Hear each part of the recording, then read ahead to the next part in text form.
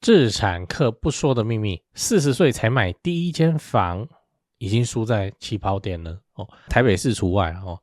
先說結論哦，現在房市的主力正在往40歲到50歲移動哦。如果你快到年紀，但手上還沒有第一間房，就不是慢一點而已，而是拉警報了哦。嗨，我是買房阿元，訂閱買房阿元，我先祝你老了有房也有錢。這不是我在恐嚇什麼，而是銀行的規則哦。我上一次影片跟你聊了，付了1400萬頭期還是被拒貸，你可以看一下。那今天我來跟你討論40歲到50歲變成房貸主力。這次我們來聊一個新聞哦，標題我念一下：高房價促購屋高齡化，40到50歲貸款占比破30%哦。那內容是這樣，根據聯徵中心的統計，買房子的人歷年皆以30到40歲占比為大宗，但從2025開始翻轉。30到40年齡層的買房人數占比出現下滑，而40到50歲年齡層的占比提升到 31.3%， 是提升到，不是說突然加3成。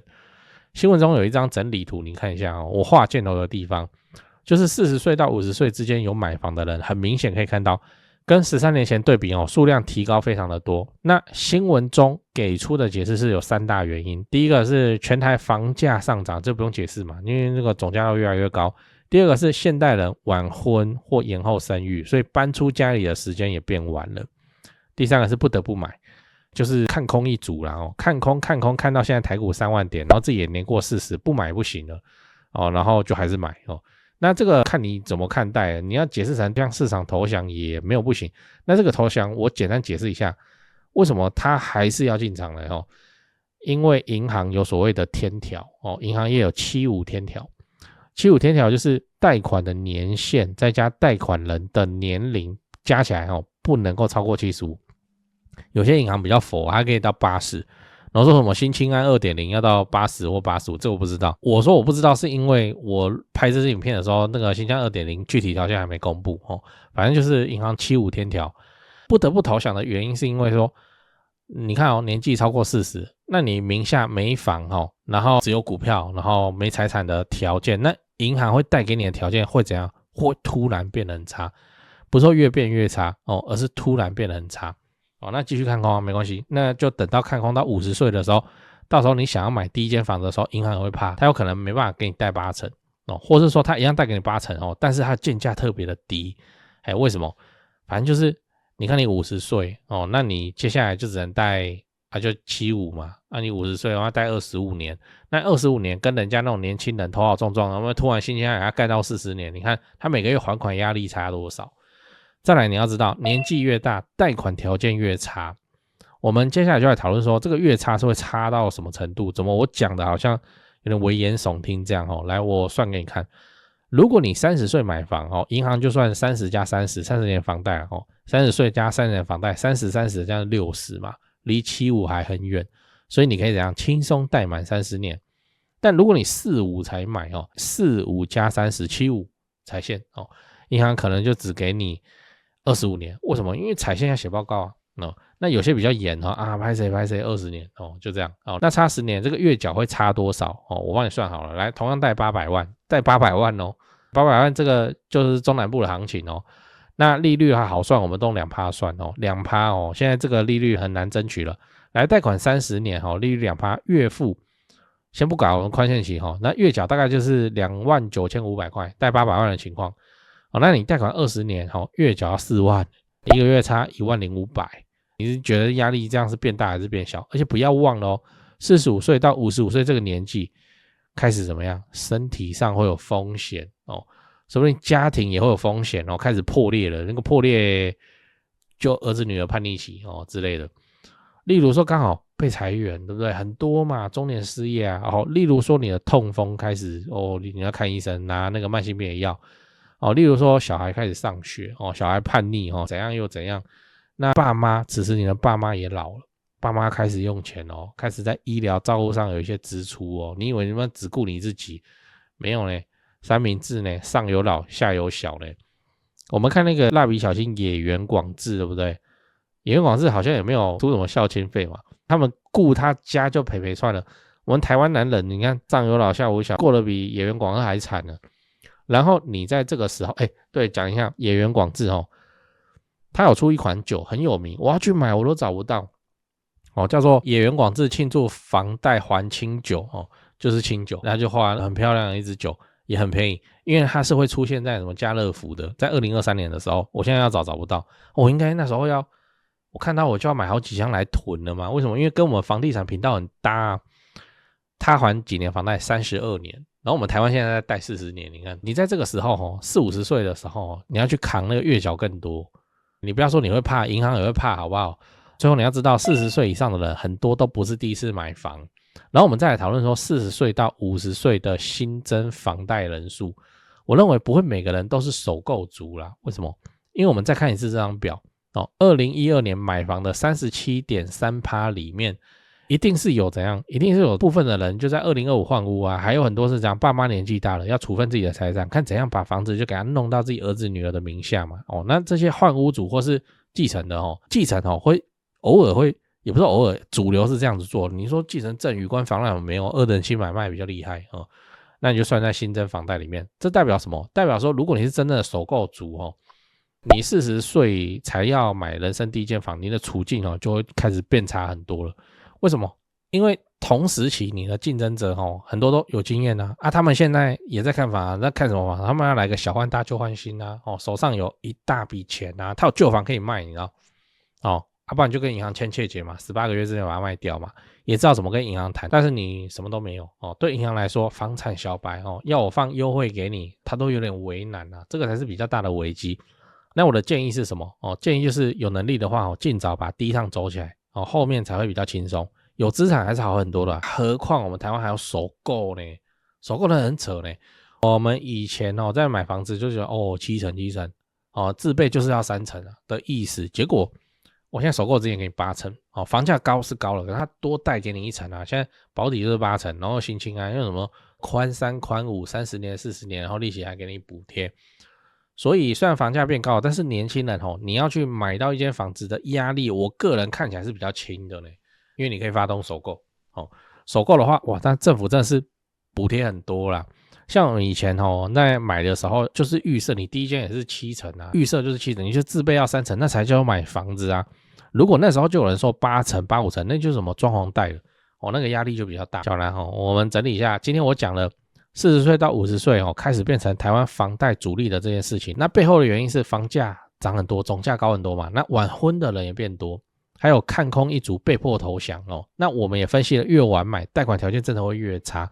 你說銀行75天條會不會改？有可能啊，因為新青安好像我說新青安 2.0 好像現在市場的傳言就是只要看80那這個你去期待這个很困難啊。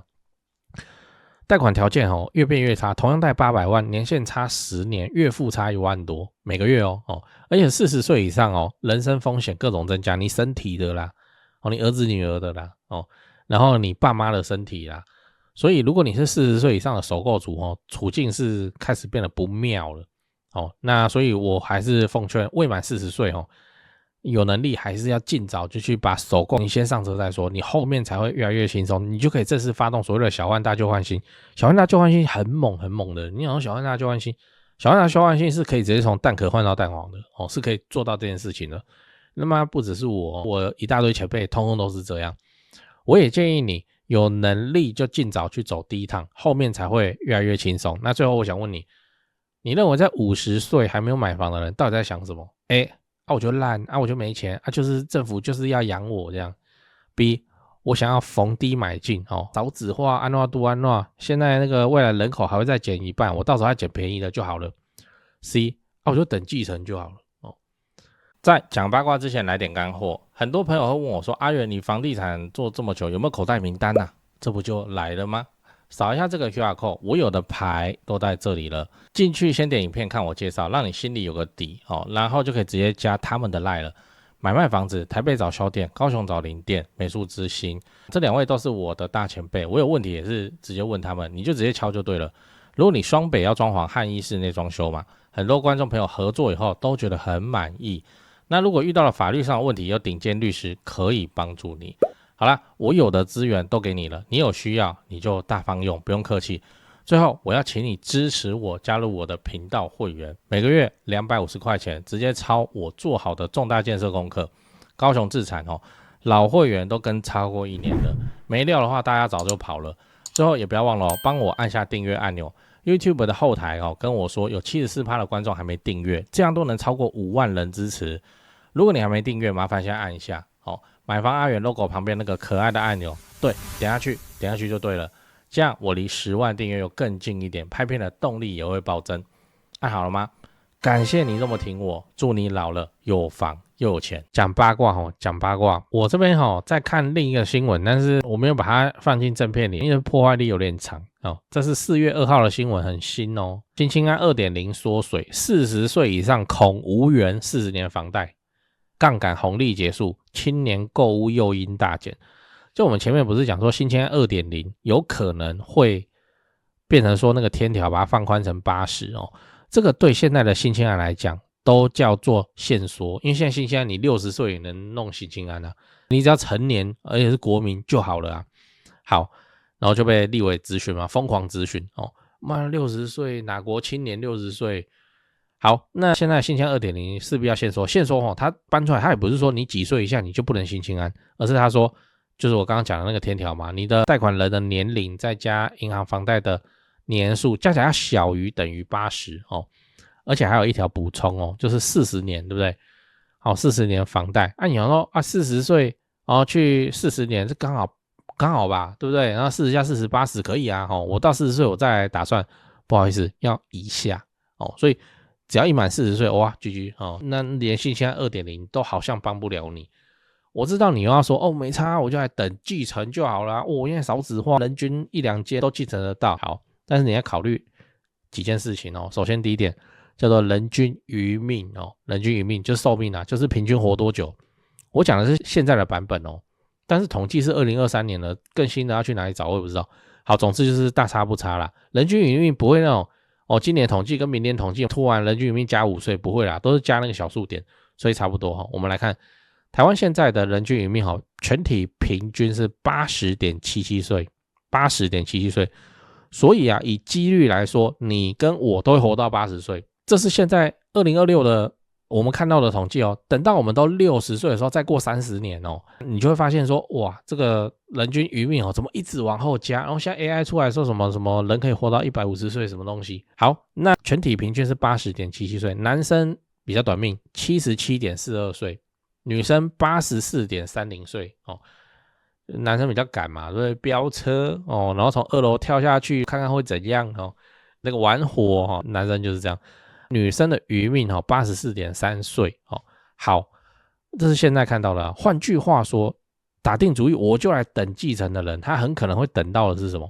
有幾個狀況。第一個，他等到60幾歲才繼承到房子，為什麼？因為你算一下人均餘命嘛。那爸媽的話，大概我算30歲生，這叫很晚哦。我們爸媽那一輩是不是20幾歲就生了？那你大概60幾歲你才會去繼承到這個房子。第二個條件，先決條件，你爸媽的身體都要非常的好，有嗎？你現在看一看你爸媽這樣好是什麼意思？好到晚年不需要發動長照，長照就是說臥床躺在床上需要有人看護，那你就要開始燒這個看護費用了嘛，對不對？你說那個瑪利亞那個生活習慣不良什麼的，我要請台籍的台籍你知道聽起來多恐怖嗎？那一個月燒7萬你也不能說人家怎麼賺那麼多，那我去當24小時待命你算時薪那也是很恐怖的。好，那你就開始燒看護費用，往往會造成一個什麼結果？叫做不得不把房子賣掉，賣掉你就沒得繼承啊，不就是這樣嗎？根據衛福部跟內政部最新的統計台灣的長輩在過世之前平均處於不健康存活狀態。有幾年給你猜猜看，這個不健康存活狀態就是失能還有失智很多，對不對？失能跟失智，還有需要人照護的臥床時間，給你猜有幾年？平均現在平均8年，我靠，平均8年。那我們就來算了假設一個月看護3萬好了那一個月看護3萬，一年是36萬，8年你去乘一下，你有這個錢嗎？所以往往會搞得怎麼樣？搞得要把房子賣掉，那我的繼承是不是又落空了？然後爸爸發動長照，好要賣掉一間；媽媽發動長照，因為他餘命比較長嘛，又要賣掉一間，還有2間那你最好就是看有人家爸媽身體要麼很好，要麼房子很多間哦。來第三個，真的給你繼承到会繼承到什麼？你以為全新那個屋齡0年哦，高樓層、有景觀、平面車位、正三房、正四房，條件那麼好的房子嗎？沒有，你會繼承到一間等你繼承到大概屋齡60年到70年的房子，還是電梯大樓哦。公寓的話，可能屋齡要逼近80了，會到這種情況。那你想說，沒啊，我總之運氣好，我繼承到，那我要搬進去住，不會啊，你不會想住的。如果你還是就是沒差，我就來等繼承的話，行吧。